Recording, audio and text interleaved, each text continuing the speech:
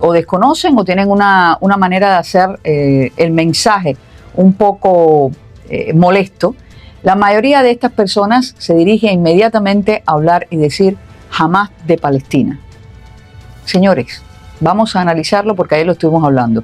Israel tiene el servicio de seguridad, el servicio militar, todo el mundo es militar, tienen un armamento increíble, el que quizás ustedes, ninguno de nosotros pueda tener, tienen un superarmamento Israel. Bueno, pues Israel justamente ahora se hace usted una pregunta. ¿Cómo logra pasar todo este armamento Palestina por una pequeña franja que tienen, que es la franja de Gaza, que es la única que ellos tienen, armamentos de esta magnitud y entrar a Israel a disparar? ¿Cómo es posible si cada ciudadano de Palestina de alguna manera u otra está siendo vigilado con cámaras, está siendo vigilado con estos sensores de identidad? ¿Cómo es posible? Esa es la primera pregunta, la más lógica que todo el mundo se hace. Usted llega aquí a una tienda y va a pasar a pagar en la caja y usted se ve reflejado ahí mismo en el televisor. A usted no se le ocurre llevarse nada porque usted sabe que ahí está el televisor. Bueno, a no ser que venga usted con una turba de gente y entró, pero lo están viendo las cámaras y queda registrado. Así que mire usted qué sencillo. La primera pregunta que nos debemos hacer todos es, si no es de los palestinos y no es de los judíos, no hablemos de Israel, de los judíos que viven en Israel en este momento, entonces ¿de quién es Hamás? ¿Quién ha estado pagando, financiando y promoviendo Hamás?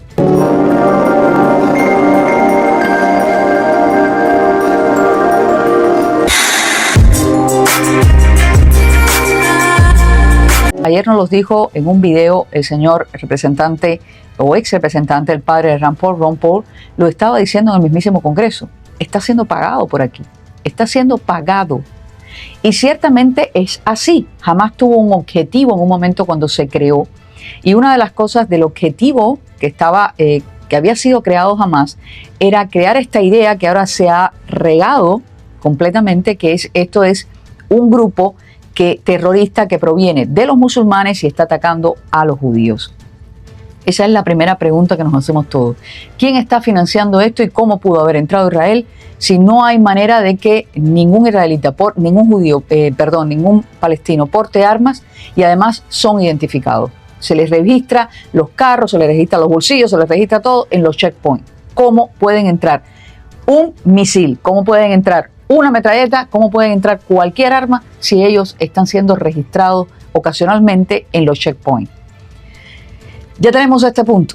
Ahora vamos al siguiente. La mayor cifra de pérdidas que hubo hasta el momento se reflejaron y vinieron a verse a través de un festival que había en Israel.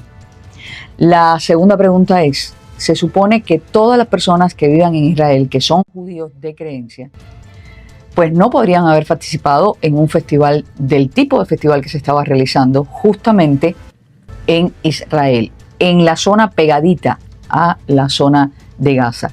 Entonces, la pregunta es, ¿por qué se estaba haciendo un festival justamente el día en que supuestamente entra Hamás? ¿Cómo es posible que se hayan trancado todas las comunicaciones, los trenes, los buses, todo se haya cerrado y no pudiera llegar el ejército que iba a custodiar ese festival? ¿Cómo es posible? Si está bajo un festival, bueno, muy parecido al que ocurrió aquí en Las Vegas. Y es un festival judío que tiene la imagen número 1 que usted va a ver, es un Buda. Bueno, pero ¿esto es judío o es hinduista? ¿Estamos en Israel o estamos en India? ¿Estamos en el medio del Tíbet o dónde estamos nosotros? ¿No estábamos diciendo que estábamos en Israel pegado a la zona de Gaza? Entonces, ¿cómo es posible que este acontecimiento se esté dando en Israel? Que los jóvenes israelitas estén danzando al ritmo de esa música que se supone que es contraria a lo que es su religión, y encima haya un Buda tan enorme. Por demás, para concluir, no exista ningún tipo de protección a este grupo de jóvenes reunidos allí, porque simplemente no había forma de que el ejército encargado de la protección hubiese llegado, porque no hay manera de que haya un transporte, nada le llevó a este lugar. Entonces ahí comenzamos nosotros a hacernos preguntas. Primera pregunta, ¿Quién financia a Hamás? ¿De dónde salen los recursos de Hamás? ¿Cómo es posible que Hamás tenga sus oficinas dentro de Israel, en edificios? ¿Cómo es posible que Hamás tenga oficinas en hospitales? ¿Cómo es posible incluso que Hamás tenga oficinas? Esto no le cabe en la cabeza a nadie, porque además, si así fuera, entonces ¿para qué tenemos un país totalmente militarizado y tenemos tantos recursos que son enviados desde aquí, gastados el dinero de los mismos judíos que trabajan en Israel, para proteger a Israel? ¿Para qué tienen un domo de hierro? Si en definitiva no los va a proteger si el enemigo está dentro. ¿Cómo es posible que con toda la protección militar de Israel vaya a caer de un avión, porque los paracaídas no caen de otro lado que no sea de un avión, de un avión, estos paracaidistas a disparar en este festival y nadie los haya visto? Nadie. Un país totalmente militarizado, un país donde todo el mundo es militar. ¿Cómo es posible que esto no se haya visto? Yo sé que es difícil y duro entender que tienes al enemigo comiendo contigo y durmiendo contigo, que el enemigo está junto a ti y además tú lo has querido toda la vida. Pero desgraciadamente hay que hacer un acápite aquí y decir, bueno, voy a separar un sentimiento del otro y ver la lógica donde está. Ahora ya tenemos este tema sobre la mesa, ya lo tenemos puesto. Ahora vamos al segundo tema. Y esto quiero hacerlo bien claro a todos.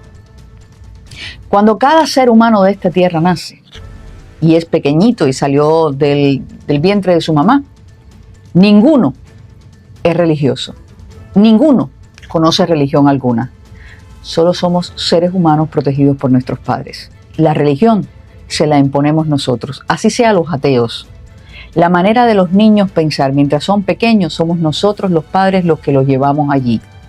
Ninguno nace con religión, pero todos somos un regalo. Somos seres humanos que venimos a este plano, a esta tierra, a este lugar, a comportarnos. Y lo único que creo que el Creador nos exige es que seamos humanos con nosotros y con el resto. Y eso significa, señores, que tenemos que proteger, cuidar y respetar al que está a nuestro lado. Sea nuestra familia, sea un vecino, sea un cristiano, un judío, un palestino, un musulmán, sea lo que sea. Usted lo tiene que respetar. Dado ese caso, ahora vamos a otro análisis. Y aquí es donde voy a entrar a lo que yo quería. Resulta que cada vez que se habla de este tema, inmediatamente, ipso facto, aparecen mensajes para nosotros diciéndonos, la Biblia dice que esta tierra era de los judíos, los palestinos nunca existieron, entraron y entonces ahora nos tienen que devolver la tierra. Yo no voy a discutir con nadie de estos asuntos porque ya mis argumentos están puestos y mucho tiempo, no es algo que yo esté haciendo nuevo ahora. Pero yo les voy a hacer una pregunta a todos los que cada vez que hablamos de este tema me comienzan a dar pasajes de la Biblia. Y pudieran ser del otro lado, dándome pasajes, no sé, de los musulmanes. Yo les voy a decir y les voy a hacer una pregunta. Más del 97% del estudio de ADN que se hizo en Palestina son personas que pertenecen a esa tierra. Menos del 50% de estudios de ADN que se hizo a los judíos declaran que son de esa tierra. Lo cual quiere decir que los que son de ahí, hasta el momento, son los que vienen de la línea palestina. Que dicho sea de paso, dentro de los palestinos hay cristianos y musulmanes. No todos son musulmanes. Y dentro de los musulmanes hay una línea que se llama musulmanes sufistas, que es precisamente la línea que más se veía dentro de los turcos, que es la línea de la meditación, lo pacífico. Pero esto no es el tema, no estamos hablando de religión ahora. Vamos a hablar de este tema específicamente. Inmediatamente cuando hablamos de esto, todo el mundo nos dice la tierra les pertenece a los judíos. Pero bueno, hay este estudio. Y claro, la justificación que inmediatamente alguien me dio es que los romanos, fíjense ustedes, los romanos crearon a Palestina. Y yo me pregunto, si los romanos eran católicos, vienen de los Médici, no le interesan ni musulmanes ni judíos, ¿cómo van a darle una tierra de regalo a los palestinos? Me parece un poco absurdo, pero tampoco quiero discutir este tema. El tema que les voy a decir es el siguiente. Muchos dicen que, bueno, los palestinos están ahí, pero los judíos no es por tierra, es por religión. Entonces yo me pregunto, si es por religión e Israel está completamente en casi su totalidad, comenzó a crearse de personas judías por religión que vienen de otras tierras. Usted es emigrante, por ejemplo, y usted llega a los Estados Unidos o donde quiera que usted llegue. Y usted inmediatamente, ¿qué es lo que hace? Bueno, se adapta al lugar donde llegó, pero siempre está recordando su tierra, lo cual quiere decir que usted no es de ahí. Los judíos que llegaron al área de Palestina, o como usted la quiera llamar, vienen por religión, no porque sean de allí, lo cual quiere decir sus tradiciones, su interés, incluso en la política, va a ser del país de donde usted viene. Si es colombiano, usted no va a pensar como un judío de Israel, usted va a pensar primero como un judío colombiano de Israel. Por tanto, usted no es de allí. Sin embargo, el palestino que está allí no tiene otro pedazo de tierra, entonces va a pensar como palestino de Palestina. ¿Entendieron a dónde quiero llegar? El judío que llegó a Israel, creada por Herzl, llegó porque la religión le dice que ese pedazo de tierra le pertenece. El palestino estaba allí. No importa si estuvo allí 10 años antes de que llegaran los palestinos, pero estuvo allí, era de allí. 10 años antes de que llegaron antes de que llegara esta inmigración de judíos. ¿Qué sucede con estos palestinos que estaban aquí y estos judíos que estaban aquí? Bueno, que el palestino que estaba aquí estaba viviendo, tenía casas, tenía territorios, estaba cultivando. Yo llegué, entré y comencé a tener tierras, casas, cultivos, porque esta gente me dijeron, bueno, pues entra y ten tu pedazo de tierra. Pero como la Biblia, o lo que usted quiera decir, porque yo no estoy ofendiendo a la Biblia, que dicho sea de paso me acompaña todas las noches, yo no estoy hablando de la Biblia, simplemente le estoy diciendo, como usted me lo quiere justificar por ahí, me está diciendo, Dios dijo que esa tierra era de los judíos y no de nadie más. Por tanto, los judíos tienen que estar ahí. Bueno, ¿y qué hacemos con los que vivían ahí? ¿Los votamos? Y entonces ahí es donde entra esto que se llama el Nakba, que poco se hace y se menciona y se habla. Vamos a decirles qué cosa es el Nakba. La Nakba, literalmente el desastre, la catástrofe o el cataclismo, también conocida como la catástrofe palestina, fue la destrucción de la sociedad y la patria palestinas. Algunos me dicen que Palestina se crea en 1948 cuando se le da a los palestinos. Bueno, pareciera que el Nakba es todo lo contrario. En 1948, el desplazamiento permanente de una mayoría de los árabes palestinos. El término se utiliza para describir tanto los acontecimientos de 1948 como la actual ocupación de los palestinos en los territorios palestinos, la ocupada Cisjordania y la Franja de Gaza, así como su persecución y desplazamiento de los territorios palestinos y en los campos de refugiados palestinos en toda la región. O sea, el Nakba es la situación que se da políticamente para expulsar a los palestinos de ese lugar. Los acontecimientos fundacionales de la Nakba tuvieron lugar durante y poco después de la Guerra de Palestina de 1948, incluida la declaración del 78% de la Palestina bajo mandato como Israel. La expulsión y huida de 700.000 palestinos. Si usted me dice a mí que Palestina no existía y había 700.000 como mínimo, 700.000 palestinos, bueno, pues entonces no sé de qué estamos hablando, ¿no? La consiguiente despoblación y destrucción de más de 500 aldeas palestinas. O sea, no existieron, pero había 500 aldeas palestinas. Por parte de milicias sionistas y posterior borrador geográfico, la negación del derecho palestino al retorno, la creación de refugiados palestinos permanentes y la destrucción de la sociedad palestina. Ahora yo les pregunto, si no existía un pueblo palestino allí, entonces ¿cómo hubo una Nakba? ¿Cómo salieron estos palestinos? ¿Cómo se impuso una ley que decía que no podían devolver a su lugar de origen, a sus casas, a sus propiedades? Si no existían, ¿para qué hacer una ley? Y si no existían, entonces ¿por qué se crea el Tratado de Balfour? ¿Quiénes habitaban esa tierra si no había palestinos? Y había que traer a los judíos, que para eso existió la inmigración judía que comenzó desde 1916, cuando por primera vez se empieza a hablar del Tratado de Balfour. Bueno, pero ya llegamos a este punto. Ya sabemos que hay un Nakba, ya sabemos que ahí alguna vez vivieron una gente, a los cuales eran palestinos árabes. Y entonces, bueno, ya tenemos que hay un ejército que se llama Hamas, que es un ejército de estilo mala salvatrucha, que no sabemos quién lo está financiando, pero que está ahí. Pero ahora podemos entender algo muy facilito. Hamas no es de los palestinos. Hamas no es de los judíos, jamás es de los sionistas, que pagan para destruirlo a los dos y fajarse entre ellos. Y usted, cada vez que hablamos de este tema, pues me saca de nuevo una página de la Biblia donde dice, Dios dijo que le iba a devolver la tierra a los judíos. ¿Sabe qué le quiero decir con esto?